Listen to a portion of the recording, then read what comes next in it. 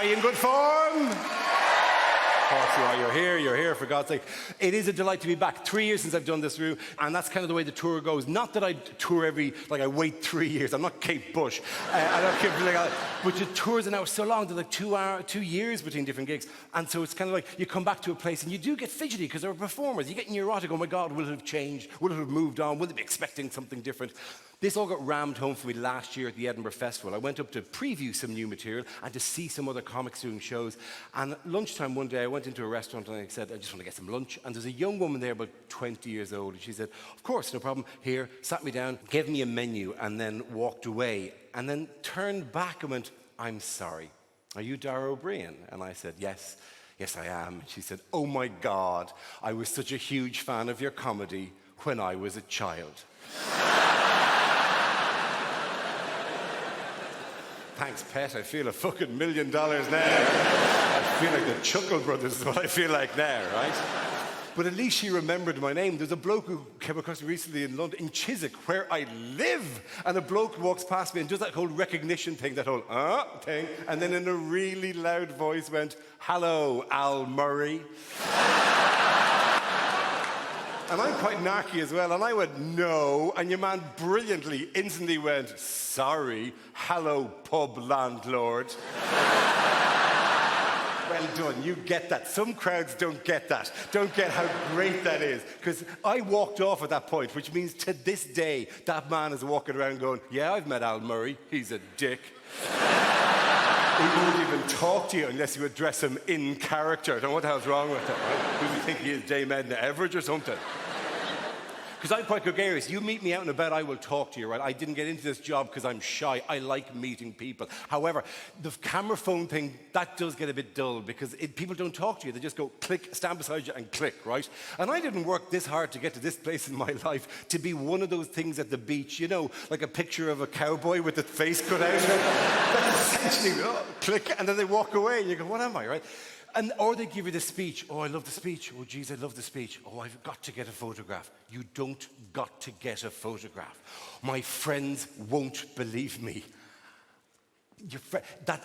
One more fucker comes up to me and goes, my friends won't believe me. I'm there going, I am not a unicorn. It is not so mind-blowing to have seen me that your friends go, what? What? I met Dara O'Briain. Where? In the wild. In the wild, where he is most beautiful. He was on a mountaintop. It was midnight, and the moonlight was shafting through his fetlocks, and he was ululating. It was beautiful to see. People say that to me when I'm walking into a theatre in which I'm performing that night. They won't believe me. I'm fucking here. This is like my name is written. Where else would I be at this exact moment in space and time? Weird. People are very strange. But there is a... So I've been traveling around going, what has changed? What has changed in the 3 years since the last tour to this tour? One thing has changed across the UK and Ireland in the last 3 years. Where did all the pulled pork come from? Exactly. And more importantly, how did we survive until now without it?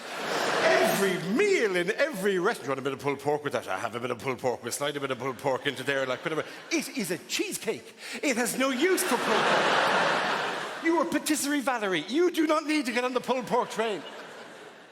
Were there a lot of pigs in 2014? Just around the offices of the pig marketing board, they go, Jesus, fucking pigs everywhere. Jesus, I can't get away from the pigs. Just if I open a drawer, there's a bloody pig inside it. If I could tear them apart with my bare hands. Oh, hello. Right, there's an idea. Have things changed? One thing has changed. One thing has genuinely changed. One thing has changed in the eternal dialogue that I have with yourselves, right? In the eternal kind of to and fro of who's here and how we doing and all that. The chat that a comedian will have with his audience, right? And I'm doing a big hand sweep now, as if I'm going to chat to you all, even though you all know I mean you, right? That is... Every one of you, back from row B on, went, this isn't about us, this is about them. This is fantastic, right? Settle in, Mary, click, click, this is going to be the fun bit. And every one of you went, what the fuck did you buy A8 and A9? And you're blind, right? It's written on the ticket, for Jesus' sake. What were you expecting? He's big enough, we'll still be able to see him from row 3, right? See, people describe this as being picking on. Oh, look at you, you're picking on people in the audience. That's not the case. That's not what you do, right? I don't pick on people, right? I get random things from you, and then we go off and we have a bit of fun with it, and that's joy, right? That is one of the joys of stand-up and of a live gig. Mad.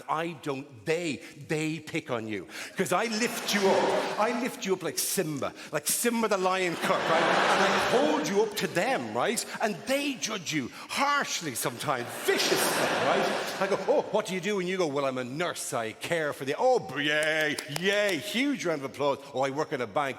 Boo, right? I would never paint as such. I would never do that to you. I would never do that to any of you. I'm just narrowing it down here, just popping slowly forward to you. How are you?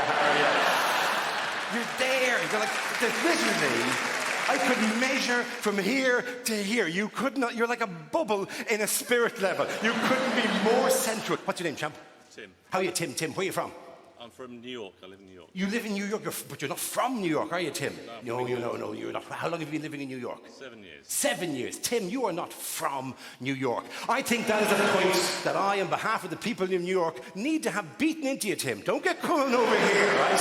You're from here, aren't you, Tim? You're from here. Don't you walk around here? Well, I'm from New York. Oh, really, Tim? From the mean streets? Really? Where are you actually from, Tim? I lived in Orpington. You, Orpington, right?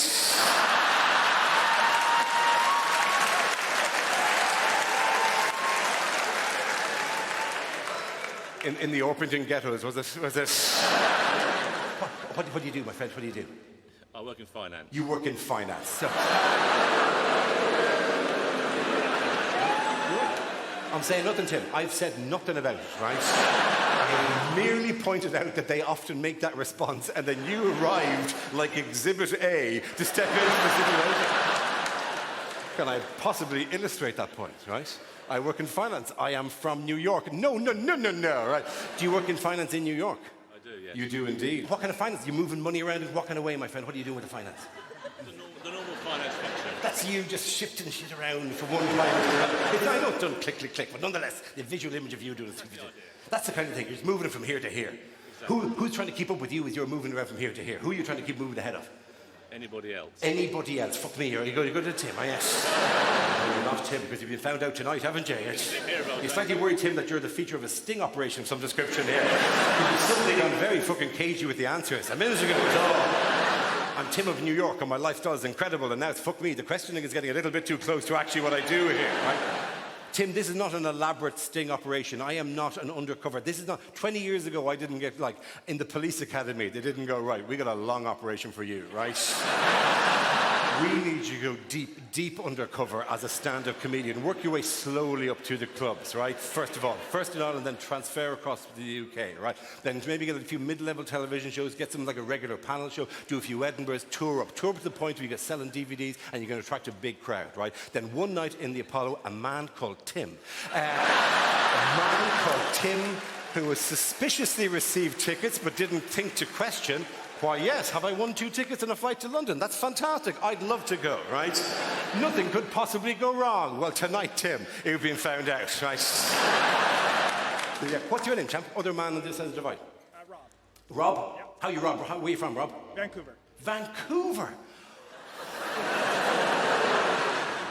Were you born in Vancouver, Rob? I was. Yes, you were. See, that's what from means in this situation.